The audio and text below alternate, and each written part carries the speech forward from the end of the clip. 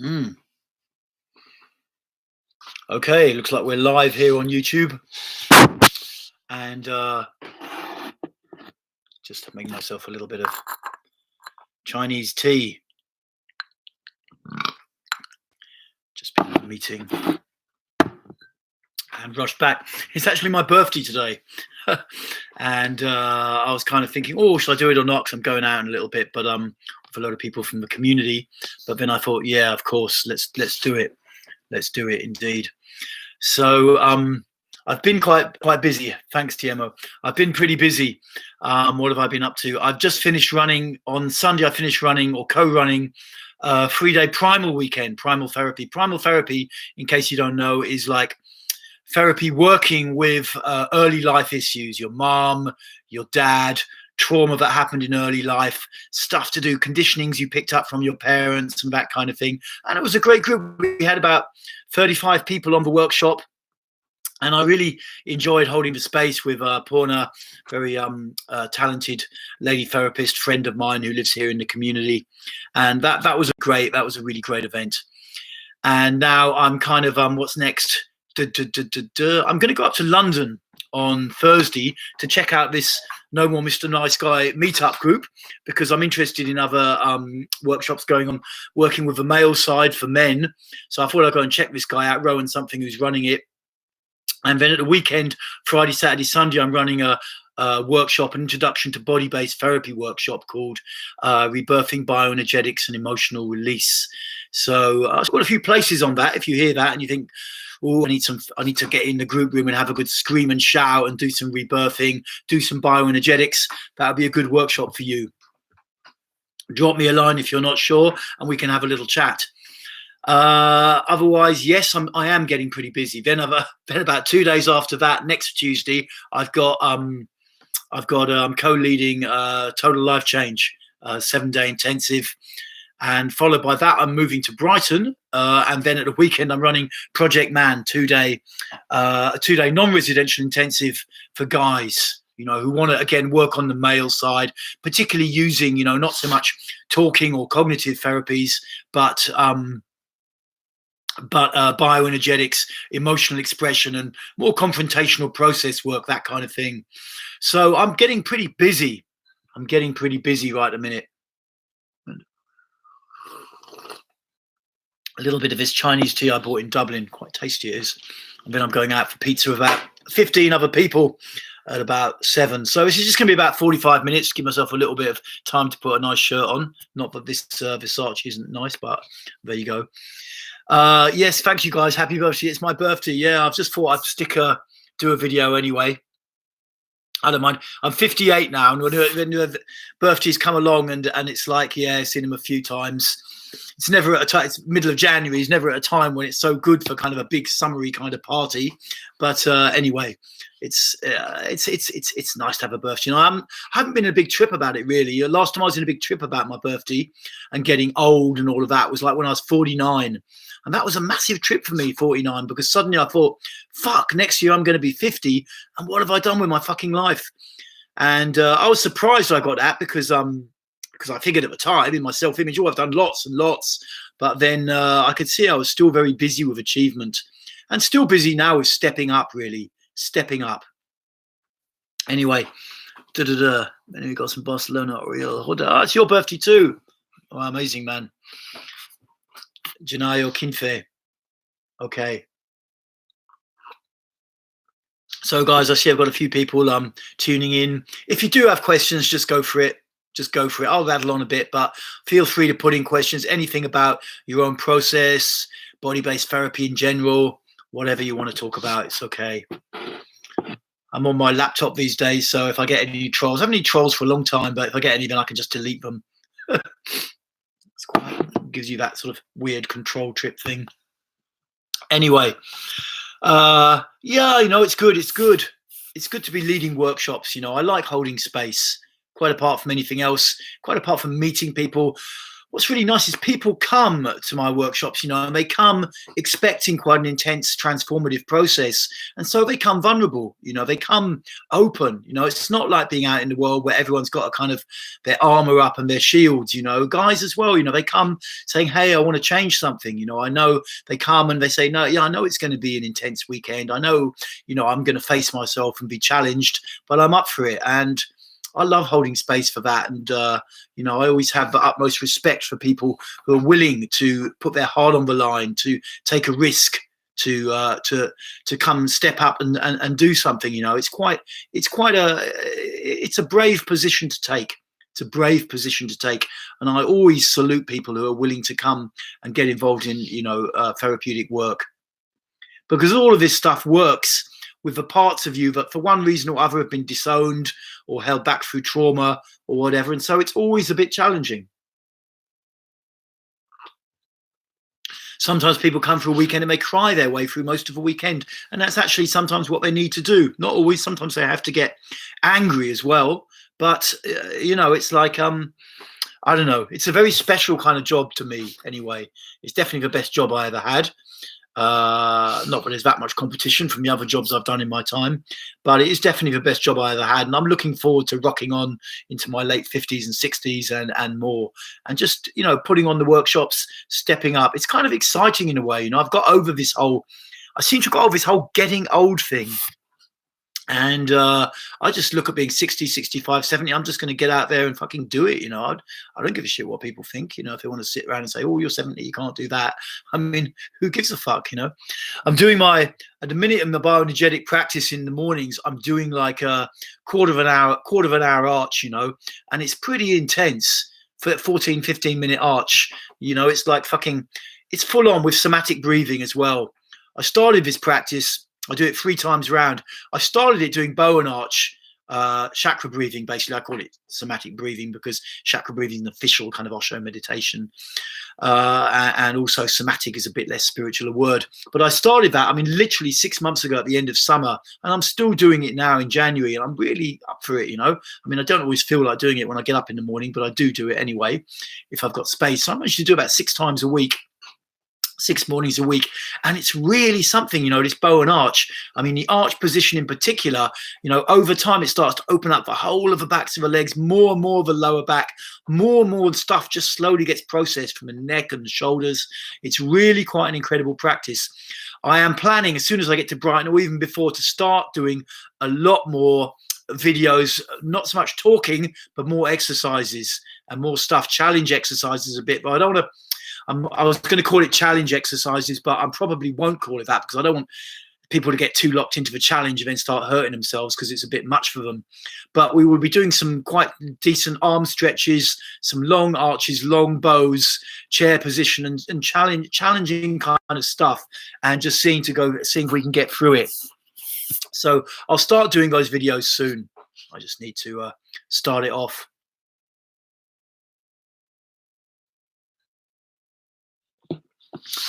If you're watching this and you're caught a little bit in the nice guy mode, because I was thinking about the last couple of videos I made, the fastest way to change this nice guy stuff is to get into anger. Simple as that. To get into the side of you that is fucking enraged and pissed off. And it's not easy. You need a bit of support with it, and it's good to come to a workshop. But if you really want to change it, if you made a New Year's resolution, well, I'm going to fucking stop all this nice guy bullshit. I know it's not serving me. I've got to hump with it, and you really want to change it. Check out Project Man, or if you're a woman and you just want to stop being the good girl, look at other workshops I've got going on, and you can really make some progress. I work a lot with anger and helping people to get into the anger. And anger is a complex word. Even though it's only got 5 letters in it, but it's a complex word because it brings up different associations, many of which are not therapeutically useful. You see people who are angry, they're kind of around there, but it's like a contained kind of rage and aggression inside of them. That is not release of anger. Release of anger is when you go full into it from the belly, making a lot of sound out, and it's that's the real release, and so that's the kind of work I like to bring on, and we'll be doing some of that in Project Man, face-to-face stuff as well. Yeah, it's challenging, it's confrontational, but you can do it. And as you start to get confident with stuff like that, it creates change very, very quickly on the inside. Creates change very quickly. Anger in our culture, if you can really work properly with anger, that is probably the fastest way to create change. Fastest way to create change, even for people who are kind of keyed up angry. You know, when they get into real full-on shouting angry in the group room, then all the other emotions underneath, the sadness or the vulnerability, can come out, and they feel okay. They feel okay. It just feels okay. I never forget when I was like, I was always very armored in the group room and not really, you know, I was happy to be angry generally out in life, and I would scream and shout in the group room, but I was not happy with vulnerability and, you know, feeling weak. I mean, at some point on my therapeutic journey, I could just kind of, we were screaming a lot in this big session, and then I could just kind of collapse, and some guy came over, one of the therapists, and kind of held me a bit, and I could just let him hold me, you know, and just like sit there and be vulnerable and be, you know, not in control. And it was just a really liberating experience. It was a really liberating experience. Happy birthday. Hey, Grace, happy birthday. Okay, guys, so if anyone's got a question, do stick it out. Do stick it out, because that's basically what I'm here for. And, you know, it is great to ask questions, because it really help them. Could really help them. It's telling me the connection is unstable. Hopefully it's coming back. I should also plug my, hopefully we're still live. Anyway, plug my MacBook in. Just getting a bit of power. Excuse me 1 minute.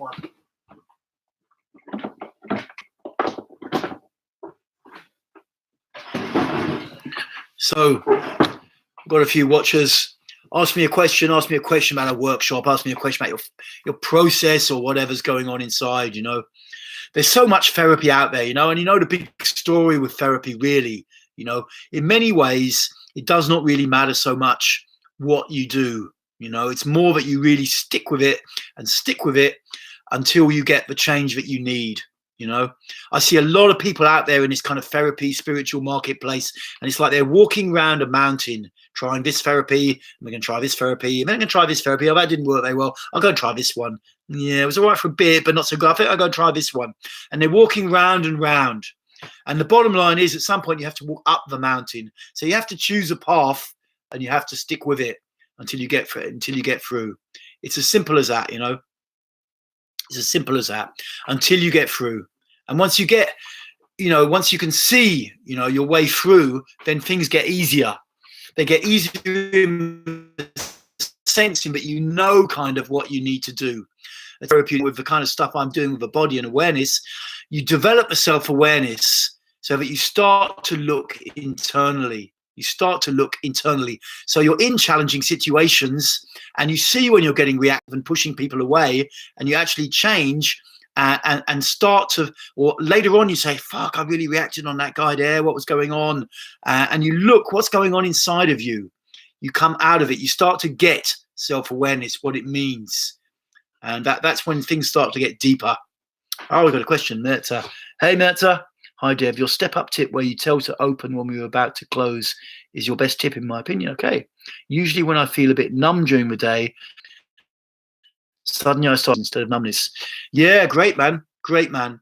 It's curious. You know, I always find times in the day, often around 4 or 5 o'clock in the afternoon, kind of want to sit on my phone or laptop or something like that. And it's good to do something different. You know, it's good for me to do something different, to move my body, breathe. It's like a cyclical thing. I don't know what it means finally, psychologically, but it's like a cyclical thing. But it's great, man. When you take yourself on like that, start to become aware what's really going on. Dev, do you plan to do any new bow and arch workouts soon on your channel? Yeah, what I'm planning is some kind of longer, more challenging exercises, some arm stretches and some like long arches and stuff like that, maybe 10 minutes, maybe a 15-minute arch, you know, just to fuck people up totally. No, didn't mean that. Just to just for a real challenge, you know. It's like, which I do along with you, you know, because when you start with some of this bow and arch stuff and things like this, you know, you don't quite know how far can I go with it. But once you've got the position right, you can step it up slowly, bit by bit.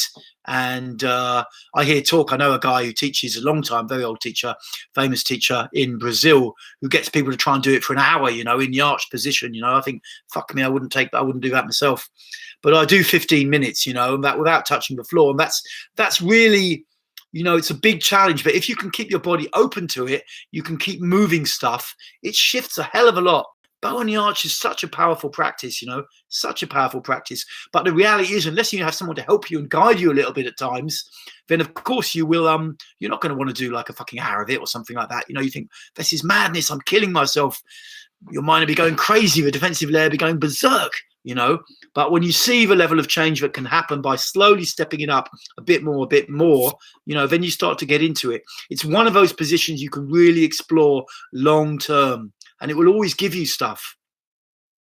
We have so much held in our back, We have so much held in our back. It's off the fucking scale, And you can get to be 50, 60, 70 if you do the bow and arch every day, and you really challenge yourself with it, a little bit more each time, a little bit more this week and the next week. Fuck, man, you're going to be flexible and crazy and doing what the fuck you want up into your 70s and 80s. I guarantee it, I guarantee it, and I aim to prove it myself. Got a few years to go yet. But, I am planning more workouts because I've been a bit slack with the workouts, I must admit. I've been sidetracked by a few other things. But, good question, the breakdown, Yeah, I'll probably do some from the side as well. I mean, there are bits. I think I have got bits from the side here and there. But I mean, it can also be vocalized. There's 3 key elements of the arch that you need to get, basically, and about 4 to 5 of the bow. But with the arch, that your neck and you're hanging, your neck and shoulders are loose. So you normally jiggle your head, jiggle your arms a little to check that. Generally, when people are tense or when they're holding a lot of tension, or there's a lot of mental or emotional control going on, the head tends to pull up and the arms tend to pull, curiously enough, towards the legs. And you'll see that in people when they're a bit new or when they are, still holding on desperately, in the position. So that's the first thing to check. The second thing to check is that your tailbone is pulling up. You imagine a cord attached to your tailbone, pulling your ass up. So your legs come to nearly straight, but just with a little bit of flex in the knee. That's important. That starts to really open up the backs of the legs where, it's not so well recognized, but there's an awful lot of holding in the backs of the legs. So it starts to open that up, tailbone pulling up. And the third one, and the trickiest one to kind of maintain, is to lean very slightly forwards so that your heels are still on the floor, but the weight is towards the front of your feet. It's towards the front, if you imagine heels here. Your heels still on the floor, but the weight is towards the front. And if you can keep those 3 going and then breathe, which is the other big thing, breathing in and out deep through the mouth, eyes open, that is the perfect position.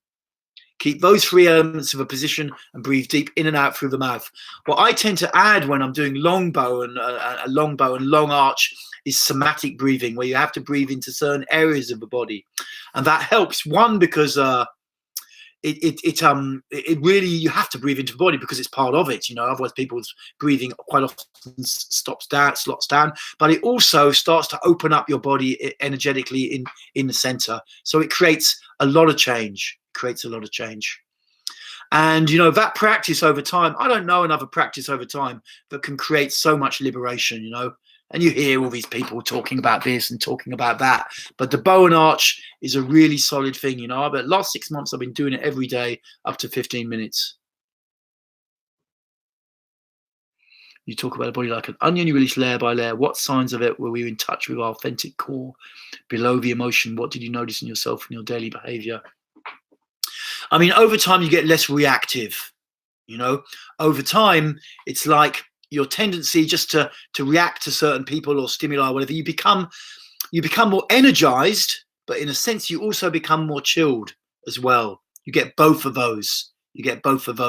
As you take the holding out, you feel more energy moving in your body, and it can be challenging because when your energy's up, you tend to go more out into the world, and so it can be more challenging because more stuff comes back at you. When you're more in people's faces, more stuff comes back at you.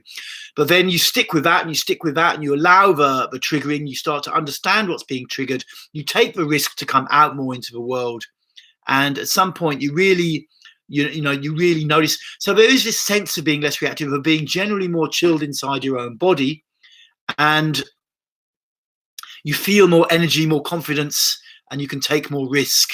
You know, it's like you start to just enjoy the risk of just being in a situation, standing up and just saying stuff, you know, coming out and being honest. When I notice that I'm less reactive, that's good, man. Since the last 2 months, that's good. That's good. Magna Gay. Does bio change things permanently? If you work through holding patterns, will they stay changed? It does change things permanently, but you've got to understand something here. You're in a push-pull relationship with the mind and with your habitual behavior patterns, habitual thinking patterns and habitual behavior patterns. So what happens over time is, you know, people come to a workshop, you know, working with the body, they go there, they express a load of shit, they clear all sorts of stuff out, they do some bioenergetics and start to move some of the holding patterns out. They go back to their normal life, and of course the mind programs return. They return, and your habitual patterns of behavior return, because that's the mental component of the holding. Habitual patterns of behavior are the mental component of the holding. So you're in this yes, no, in and out of its state, you know, moving stuff, reinforcing stuff, moving stuff, reinforcing stuff, often for a number of years. In reality, you're in that for a number of years, depending on, you know, various factors, but that is the reality, you know, and you can make it faster by being as aware as you can and trying as much as you can to break habitual patterns, but that's the reality. But over time, it all shifts and changes. And if you keep seeking out new experiences, making use of any newfound confidence you've got in yourself, then that helps to create a, you know, like a cutoff from the past, But once you know, the end of the day with trauma, you know, the end of the day with conditioning is once you've got the holding out of the body, you know, the muscle groups are free to move again, you know, and once you've got the habitual tendencies and learned behaviors associated with the trauma, the avoidance strategies out of the mind, then you are free of trauma, you know, and you don't have to get every last bit of it out, you know, you just got to keep working and being open to keep working, you know, it's how it is. It is for life. The journey never really stops, you know. Some people's mind, you know, they've always got this idea like, you know, when am I going to get to the end? When I get to the end and be all sorted, you know? But the reality is that your life gets better as you do groups, as you work on yourself with your body. Your life gets better, a bit better. You get better at friendships. You get better with lovers. You get better with work. But there's still more to look at and do. It's ongoing. It's ongoing. So what I look at is practically, you know, I don't look at an end point. I simply look, hey, you want your life to get better. What bits do you want to improve? How do we get it better?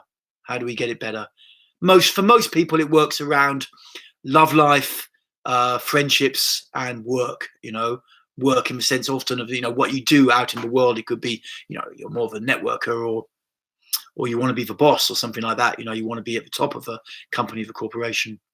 Hope that's useful. No worries, man. Okay. And thanks for breakdown. Okay, guys, if anyone else has got a question, I'm going to brew a little bit more tea.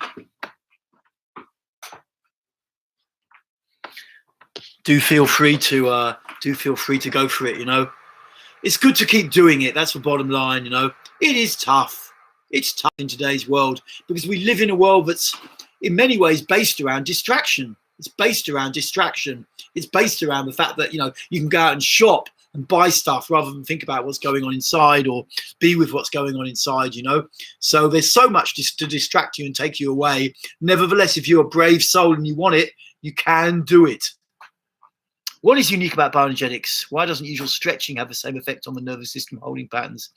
What's unique about bioenergetics is it's intended to create change in specific areas of the body where there's a lot of holding in most people. You know, you've got certain somatic centers like the gut, the back of the heart, energetic heart, and the throat in particular. And you've got the lower back and the backs of the legs, and then the shoulders and neck. Those are areas where there's habitually a lot of holding in most human beings. And the bioenergetics is specifically intended to work on those areas. I get people coming to my workshops who've done yoga 10 years, yoga teachers. Their bodies are alive and flexible and everything. Fucking shitloads of holding. It's distributed, it's moving around, but they've got very little inner freedom. It's quite surprising. I get guys who go to the gym pumped up like fuck, you know, muscles out here, you know, and 6 foot tall, and you think, fucking hell, I wouldn't want to get in a fight with this guy. And you get them in the group room, and the rigidity is incredible. The holding is off the fucking scale. You know, you can move your body, you can stretch your body, you can do all of these things, and it's great, but it doesn't necessarily move the holding. You have to get specifically into those areas of the body. And it's challenging. It's challenging because there's always, to some degree, an emotional component. And when there's a repressed emotional component, there's also a defensive component in the mind. So it is challenging. Yoga does not necessarily challenge you on that level. You know, going to the gym challenges you, but it doesn't challenge you on the inner level so much. There's challenge in it, but it doesn't challenge you so much. Let's have a, just put a bit of.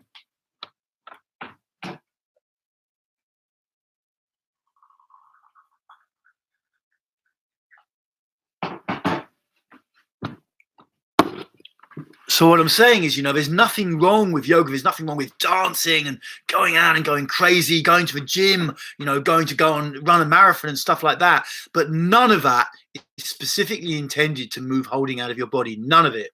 So that's what it comes down to. It's very specific bioenergetics. It's what it's trying to do. It's trying to get the holding out. And in areas where your muscle system has become slack because you've literally evacuated your awareness out of there, it's like a dead zone emotionally inside of you. It's trying to get the energy back in there. It's trying to get the energy back in there. It's a very powerful practice. You know, it's really powerful practice. If you really want to step up, you know, it's one of, you've got to be willing for a deep journey, you know. There's nothing I know like it, you know. And there's other elements of body-based therapy that you can bring in that I teach as well, or other people teach. Okay. I had a strange feeling of releasing the knees after doing the bow and arch. You never mentioned knees, just muscles. What? Yep, you can get, yep, the knees, you can get, yeah, all around your body, you know, all around your body. The bow and the arch in particular works on the back of the legs, you know, so it's working in the same area. Generally in psychology, what we say about the knees is they're associated a bit with fear. You know, in English, we often say going weak at the knees or something like that. And it can be very useful after doing the bow and arch to literally stand and just feel into your legs, particularly around your knees, and see if there's a kind of animal shakiness there. I often get people to do this in my classes, and this helps to stimulate another layer of release. When we're talking about the onion layer of the psyche and stuff like that, what we're really talking about is kind of fear, anger, fear, pain, fear, anger, fear, pain, stuff like that. It's layers upon layers of emotions with a layer of fear over them. And so giving some space to shaking and feeling around the legs and the knees is good, because that's often where fear is held. Not only there, you know, and it's not, you can't unfortunately really get specific with bodily areas where fear is or something like that. Or specific emotions tied to certain body areas. It's not so easy. You can get specific about areas of the body where there's general emotional holding, but you know, release anywhere is good. Strange feeling, releasing the knees sounds good. Usually how you know something's good is because afterwards you feel good. You feel like you've let go of something. You feel like you've let go of something. That's generally the most clear marker. You know, you feel an openness afterwards. You know, my mind can be sometimes quite frenzied when I wake up. I do a 15-minute arch and it's like I'm in a state of meditation, you know. The energy is flowing upwards across my back, you know, and there's more for me to come. A lot of holding in my back. I've realized this, my kind of mind-driven front side, you know, is not the whole story. There's also this whole wave of energy in every human being trying to move up the back, but incapable of moving because it's a fucking logjam of holding the whole way up. It's there, you know, it's there. Okay, guys. Viewers seem to have dropped off a little bit today. But if you've got another question, do just stick it out. I love working with the bio, you know. I get to do a bit myself when I'm on it. And you know, when I'm leading groups. But there is something about it really fucking special. It's funny, I was doing bio every day for about a month and haven't in a while. Today I did bow and arch. Are you live today? Top 3 favorite bioenergetic exercises. Yeah, it's often like that. You know, you do it for a while, and you know, I talk a lot about the defensive layer, and it's not necessarily that, you know, but there is this time when stuff starts to come close to the surface. You know, you're opening up the muscle system in different areas and stuff comes close to the surface. Often we mysteriously find something else to do at that time. And, you know, it does take a while to develop. And I'm not directing this at you because, you know, it may well not apply to you, but just generally and for other people watching later, you know, it's good to commit for a length of time so you know you're not just falling victim to a defensive layer, essentially, which surrounds all the trauma in our being. You know, there's defensive strategies that are activated, you know, like defenders. You know, they regard the trauma as something that your awareness can't go back in there. It can't go back in there. It's not allowed to go back in there. And that's set up in early childhood. And they keep on going. But actually, you need to learn that to stand down the defenses. And you can only do that with awareness and experience of your own defensive strategies. But top 3 favorite bioenergetic exercises would be, for me, belly activation, shoulder stretching, and bow and arch at the moment, off the top of my head. They're the 3 I'm teaching the most. I love to get up in the morning with my class and make them all stand there with their arms stretched up like fuck for 15 minutes, you know, and shouting and expressing as you go later on through it. I'm going to start leading some of that. I'm going to start making videos about some of that stuff. But it's challenging as fuck for most people. Us strong men, guys from the gym, you know, big muscle bound guys, you get them up there 2 minutes and they're whining like a child. You know, it's unbelievable. People can bench press 100 kilos, but ask them to really stay for 5 minutes and they're freaking out like fuck. You know, it's because there's so much holding in those muscles. And it's a great area to work because when you work there, you start to take the underdog pattern out of the body. You know, the keep the head down, don't show yourself, don't take a risk. You start to take some of the physical components of that out. Okay, but sure, it's a blissful feeling after a painful stretch. That's good, man. Hey, that's good. For breakdown, I noticed that you don't prefer Elliot Huss's bow position of hands on the lower back or hands behind the head. Why is this? Well, you can do that, you know. Someone comes to my class who's got shoulder trauma, and so they do it, you know, in this kind of position with the hands like, you know, hands more like this and looking forwards. There's also variations with your head looking upwards a little bit. Elliot probably learned that from a therapist somewhere. I like to bring in the shoulder because I like to work in the shoulders and the arms around here a lot. You know, I'm often leading step up stuff and you need to get these muscles open. And this position like that does not open them so much, maybe a little bit, but not so much. You get the arms right up in the air. It's a motherfucker. It's a motherfucker. People hate it, but it does clear an extra layer. It's working. It's adding extra components into the stretch. Basically. So you're also working, you know, here you can use your fists to kind of reinforce the forward push, but in reality, you know, my back's a little bit funny. You could also do it without it, you know, and just leaning backwards takes your center of gravity a little bit back, so you can stretch like this, basically. So, you know, it's more challenging, but it, you know, for me, it goes quite a lot deeper. You get more out of it. In the old days, sometimes I do one like this because I normally teach it in a 3. Get to do one like this, maybe a second one like this, and you can also do it with your arms stretched out in the crucifix as well. You know, so also good. You can also do it with your arms reaching forwards and start to vocalize reaching out for stuff. There's all sorts of things you can do with it. You know, these positions are not set in stone. When you get, especially when you've got a group, you can start to do interactive exercises with these stretches with the bow and arch. You know, you start to do interactive exercises. It steps up the energy. You know, when you have to keep eye contact in the bow, you know, it's powerful. A lot of people, when they're in feelings of pain inside, you know, we learn to kind of shutter it off, you know, or try and keep a smile on our face. But when you're facing someone, you know, you've got to keep your eyes on them and you've got to try and let them see what you're going through. It adds an extra therapeutic dimension to the process, you know. So you're not just getting the body stretch, you're also simultaneously getting some psychological stuff, learning to allow people to see you when you're in pain, learning people to see your feelings. It takes a lot of mental pressure off when you can do that, because especially for men, but also women at times, you know, there's a lot of conditioning that it's not okay to really show sad feelings or be vulnerable. And so when you can do these exercises like this, and you're doing the bow facing someone and they're doing the same thing, you know, and you really allow it. Sometimes you see guys, you know, and they both start crying. It's very, you know, it's a powerful thing to see, you know, it's powerful to see the healing there when they've been keeping the egoic image up. I'm fine and I'm the best, you know, and then allow themselves just to cry. And then later on you hug and stuff like that. It's immense healing that goes on. Is there a usefulness in doing 3 minutes down, 3 minutes up multiple times per day, or must it be done more like a workout with 3 sets? I mean, like the 3 sets, because it seems to it seems to each back, 3 down, 3 back, 3 down, 3 back, 18 minutes like that. Go for it, because that will probably open a bit more than just doing it once and then once after lunch and once later. But of course, the benefit on a daily level of doing it a few times in the day is you get that extra bit. You might tense up a bit in the morning, you're at work or whatever, you do it again after lunch, it opens you for the afternoon a bit. So it's a little bit swings and roundabouts, but generally I would recommend doing, if you can do 3 sets at one time, that generally will open your body more.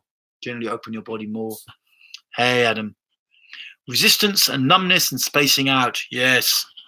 Not realizing you're basically dead. Got back to the bio today and realized the state I'd been in. Still only did 6 times 3 minutes and had resistance in going on. Hey, it's okay, man. Fuck. It's like, at least it's just coming back and doing it. It's so easy. In some ways in our world, all the computers and phones, and to get kind of locked up in our body. And then it can take fucking months, even for a lot of people, years even, before they suddenly get to realize, and Jesus, I've been locked to fuck for the last few months. It's always good. I mean, I've always had tendencies in that direction, too much computer, too much phone and that. So it's good for me, like, to have a girlfriend, and stuff, and really drop those things sometimes and really take the time to get right back in my body and feel, and sometimes I'm scared by the amount of, like, shit I've been really locking myself up, and I have to take corrective action, just to feel my heart again. Lujas. Hey man, there's a difference between Lowen's bow and Archer's and yours. Lowen only recommends a minute or so of each. Is that for beginners and then you step it up? What I usually recommend is to try the arch and then the bow and see what the length of time in these is. How long in the arch can you do without it starting to get painful? And how long in the bow can you do without it getting painful? And then take the lesser of these 2 times and start there. Basically start there. But certainly, I wasn't aware that we've got that book and read it, but I haven't read that bit. I don't read things so thoroughly, but yeah, a minute is not so much. I quite enjoy it. I mean, I don't say I enjoy it, but I mean, it's quite very powerful to do like 5, 10, 15 minutes, particularly in the arch position. When your upper body is really inactive and vulnerable, it opens up the back immensely. And I learned it more from the Brazilian school, really. So, and they were a bit more full on, probably, than the Lowen school. I've never had much contact with the Lowen school, and nowadays there's very little of it left in the UK. It's mostly a few very old therapists lurking around the place who I haven't really had much contact or exposure to. So, I tend to do a bit my own thing, and intuitively, and working on myself and having regular groups, So I would say that the minute, the thing is to start with a level. Some people can only do 20 seconds in the arch or 20 seconds in the bow. So I say, okay, start with 20 seconds down, 20 seconds back, 20 seconds, do it 3 times, and then slowly step it up. That's how I do it. There's really nothing wrong. Of course, if your body is, if you haven't got much awareness in your lower back, you can pull your lower back in the arch. So you need to do it at a speed where you don't, at a rate where you're not going to pull it, You only pull it when you're unaware. Your muscles start protesting, but because you're not in the muscles, there's no one there to listen to the protest, basically. And so the muscle says, right, fuck this, chunk, and it's become pulled. I notice you speak much more favorably about the arch position on as opposed to bow on average. Well, I guess I just find that the most transformation. I'm a bow. For me personally, because I had an ankle injury when I was not an ankle injury, but an ankle issue with my Achilles tendons when I was a kid. It took me a long time to be able to do the bow. And I think it's a great position. It's just really in the last 6 months, I've been working a lot with the arch position. I started doing this somatic breathing, 8 minutes down, 7 minutes back, 3 times around in the mornings. And then slowly I got more intrigued to do the arch for longer. And I found more and more stuff was moving with my back. Maybe when I finish that and I'm happy with that, I'll swap it round and do longer bow positions. but that's just where I'm at the moment, really. And the bow position is very powerful, you know. Like I say, with the arm stretch as well, and also in groups, I get people to start to express when they're doing the arm stretch. It also opens a lot up. And it's also the kind of position where often you get some spontaneous shaking. So it is a good position. It's just, you know, I have to admit, recently I've been doing these long arches, so I'm quite enthusiastic about those at the moment. But thank you for pointing that out. I'll try and be a bit more non-discriminatory. Thank you for breakdown. Got to run. Thanks, Dev. These few minutes have been great. No worries, man. I'll try and do another one next week. Should be okay next week. Should be okay. Starting a workshop on Tuesday evening. I'm going to do a couple more minutes. If anyone's got a question, do ask it about your practice or therapy or whatever. You know, I'm happy to rattle on my opinions.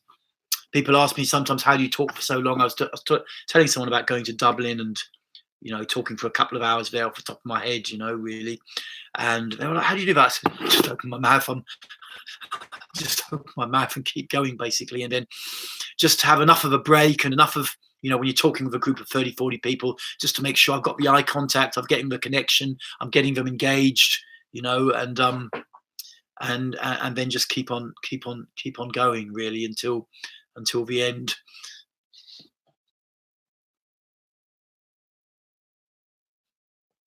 For some reason, you know, I can be quite silent at times, you know, and people say, go on, talk up a bit more.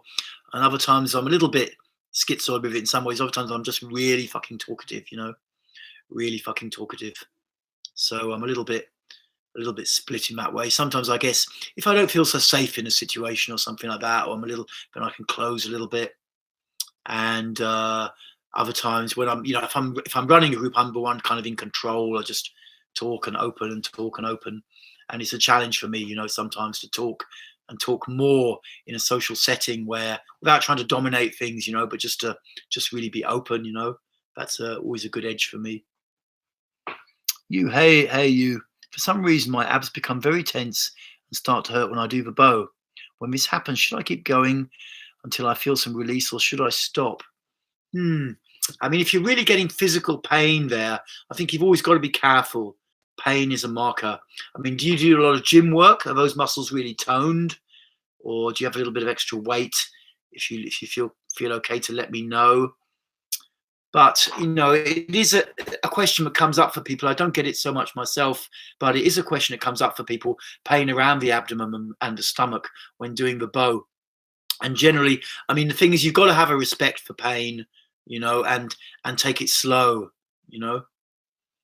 It could be, you know, one thing to say is it's a physical pain, or is there a sense that it could be emotional?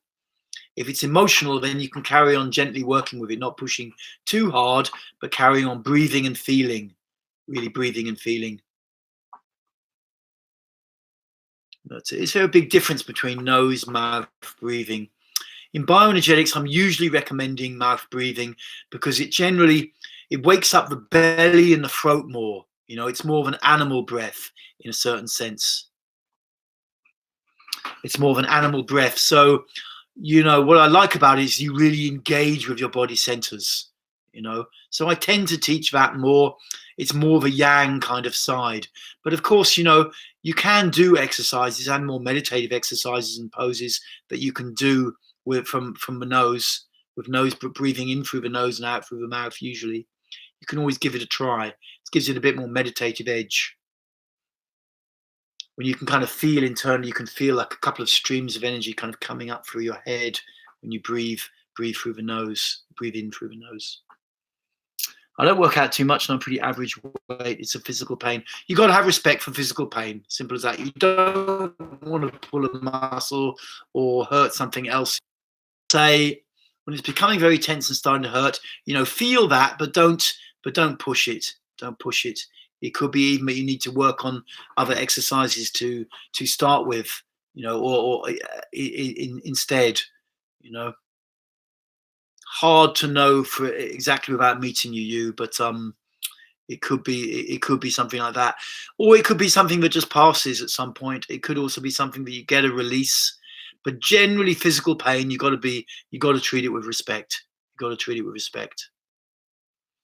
So, okay, guys, I've got time for about one more question. If anyone's out there and has got a question that's burning on their mind, now is the time to do it.